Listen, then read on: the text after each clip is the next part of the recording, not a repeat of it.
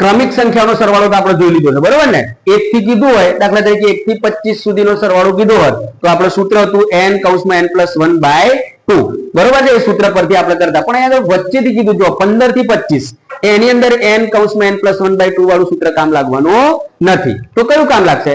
તો કોઈ સૂત્ર નથી, પણ સાહેબ એક શોર્ટકટ પદ્ધતિ છે, આપણે જોઈ લઈએ. જો કીધું છે કે 15 થી 25 સુધીના અંકોનો સરવાળો કરવાનો.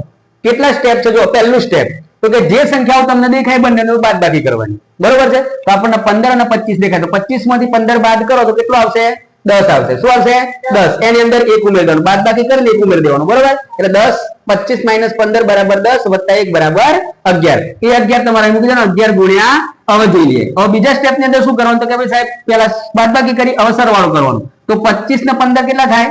40. તો પેલા 11 આયેલો ગુણ્યા કરવાના 40. એટલે હવે 40 × 11 ભાગ્યા 2. 40 × 11 કરશો તો જવાબ આવશે 440. એના ભાગ્યા 2 કરીશું. 440 ભાગ્યા 2 તો જવાબ કેટલો આવ્યો? 220.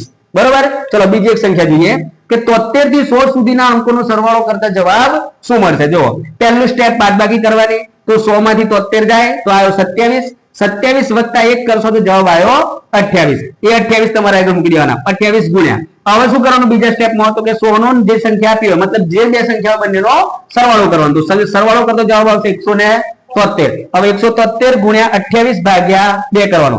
173 ગુણ્યા 28 કરશો તો 4844 મળશે.